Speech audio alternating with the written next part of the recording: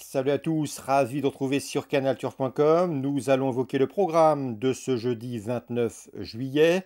Nous commencerons par la réunion principale. Elle aura pour cadre l'hippodrome de Clairefontaine, avec une réunion réservée exclusivement aux sauteurs. Petit mot également sur la réunion de Hamons, où j'ai pu m'entretenir avec un entraîneur assez confiant. Ensuite, nous avons la réunion 3, où j'aurai également des informations à vous transmettre concernant ce programme sur l'hippodrome du Lion d'Angers. Et nous terminerons par la réunion 5 à Pornichet, où j'ai ciblé 3 courses pour ce programme dans l'ouest du pays. On commence par Clairefontaine, jeudi 29 juillet. La grande course de Clairefontaine servira de support au paré la carte. Je pense que dans cette course, François Nicole détient les clés de l'épreuve. Il pourra notamment compter sur le numéro 4, The Revenant. C'est un cheval qui compte 9 courses au compteur. Résultat, 8 podiums, 5 victoires et 3 places. Le cheval vient d'effectuer une course de rentrée où cela est bien sur cette même piste de Clairefontaine. C'était début juillet. Il s'annonce une nouvelle fois redoutable, numéro 4, The Revenant. On peut lui opposer un autre cheval entraîné par François Nicole, numéro 8, Get On Time, qui vient de s'adjuger un handicap en début de mois et qui devrait pouvoir confirmer dans ce lot. Ensuite, j'ai retenu le numéro 11, Dantor des Obos. Il a couru 3 fois cette année. Résultat, 2e, 4e, 3e, un cheval régulier sur lequel on peut compter. Ensuite, on retiendra 2 chevaux confirmés à ce niveau. Le 6, Anuma Freedom, et le numéro 7 également, Fantastic, affiché 2e et 4e le 12 juin du handicap Priardati à Auteuil. Le 1, Garot de juillet, effectue une course de rentrée, mais il a des références à faire valoir et le sérieux de l'entraînement Leach mérite qu'on lui accorde une note de méfiance. Le 5, c'est Happy Monarch qui reste sur une chute sur le steeplechase de Dax et qui revient ici en haie avec la ferme intention de redorer son blason et de faire le plein de confiance. Et le numéro 3, Prince du Roum, qui vient de s'imposer sur le steeplechase du Lion d'Angers.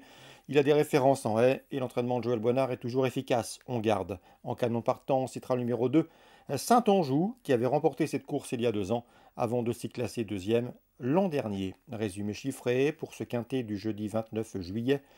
4, 8, 11, 6, 7, 1, 5, 3. En canon partant, le 2. Suite du programme, Clairefontaine dans la première, j'aime beaucoup. Les 101, c'est Avania, qui vient de s'imposer à ce niveau de compétition à Dieppe. Et elle retrouvera sur sa route le 7, à savoir Top Chrysalia. Et le numéro 5 également, c'est Annie Glory, affiché 2e et 4e derrière elle dans cette course référence. Dans la troisième course du programme, le 306 Laurence d'Arabie mérite crédit. Le cheval n'a pas manqué ses débuts en compétition, s'imposant plaisamment à Dieppe, malgré son manque d'expérience. Je pense qu'il peut confirmer ses débuts victorieux. On lui posera le numéro 3 et le numéro 1, 2 compagnons d'entraînement, 2 protégés du Gomérienne. Le 3, c'est Margaret Legacy, qu'il convient de racheter impérativement. Et le numéro 1, c'est Henri le Farceur. Il n'est pas des plus aisés à piloter, mais le cheval est sur la montante. 306, 303, 301.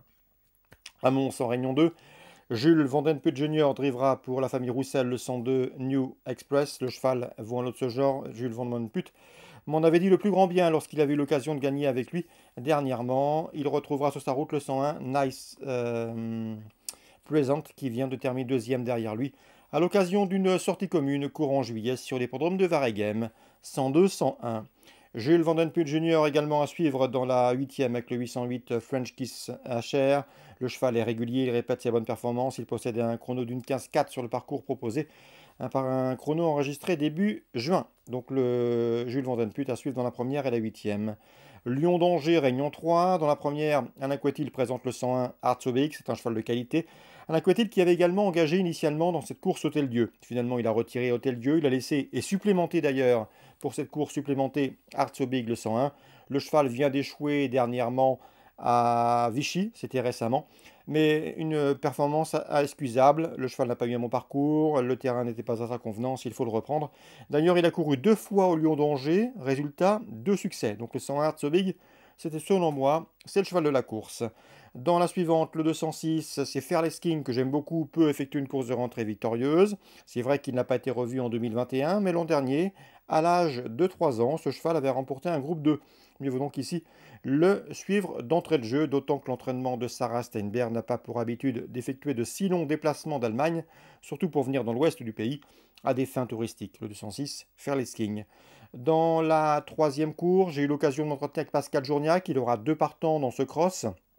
Sa préférence va au 311 Étoile du Mou, qui a manqué son parcours dernièrement. Une erreur de trajectoire, selon les dires de son entraîneur. La jument est bien, elle avait déjà eu pas mal de travail lors de sa course de rentrée à Saint-Pierre-la-Cour. C'est une bonne sauteuse, elle va se plaire sur cette piste, elle est au mieux. Et j'ai senti un entraîneur assez confiant pour la voir terminer sur le podium. Donc attention à une cote intéressante. Le 311 Étoile du Mou. Pascal Journiac était loin d'être pessimiste avant le départ de cette course. Dans cette même épreuve, on peut lui poser le 308 d'Alast. À mon avis, c'est le cheval de classe du lot pour sa rentrée. Il convient de s'en méfier. 308, 311. Et dans la septième, je vous invite à racheter le 701. C'est Parello, un cheval qui était chuchoté le jour de ses débuts à Deauville. C'était début avril. Ce jour-là, ça s'est mal passé. Il avait un numéro en dehors dans les stalles. Il a attendu à l'arrière-garde et il était difficile de revenir. À l'occasion de ses premiers pas publics, le 701, donc à mon avis, il peut afficher un bien meilleur visage ici, dans ce lot qui n'a rien d'exceptionnel a priori. Donc le 701, à mon avis, c'est à Paris à tenter en jeu simple gagnant placé. Concernant Pornichet en Réunion 5, dans l'épreuve d'ouverture, une épreuve qui s'adresse à des 7 ans et au-dessus, je ferai confiance au cadet, aux 7 ans. Avec le 114 Étoile du Perche, les pensionnaires de Vincent Sanguin sont en forme et elles n'échappent pas à cette règle. Et également le 110, un jeu d'orlement qui vaut un lot de ce genre. 110, 114 à Pornichet, Réunion 5. À Pornichet toujours, dans la cinquième course du programme, je ferai confiance au protégé de Jean-Luc Bijon, c'est Être Changé 1. J'avais bien aimé sa victoire à Chartres obtenue début avril. Depuis, le cheval a terminé quatrième à Laval courant juin. À mon avis, le lot est dans ses cordes. Et ici, il ne faudrait pas être surpris de le voir jouer la victoire. C'est le 512 Être Changé 1. Même équipe, Jean-Luc Bijon, Benoît Robin dans la sixième avec le 613 Height Propulsion, qui lors de ses 6 dernières sorties publiques n'a jamais terminé plus loin que troisième. Mieux encore, le cheval reste sur 2 succès convaincants. Confirmation est logiquement attendue dans ce 6e rendez-vous. Donc pour Pornichet Réunion 5, 512, 613, l'écurie Jean-Luc Bijon pourrait bien frapper fort à l'occasion de cette Réunion 5. Voilà pour les infos de ce jeudi 29 juillet. Si ce programme vous plaît, likez-le, partagez-le. Faites-en part auprès de votre entourage. Nous on se retrouve demain pour une nouvelle émission.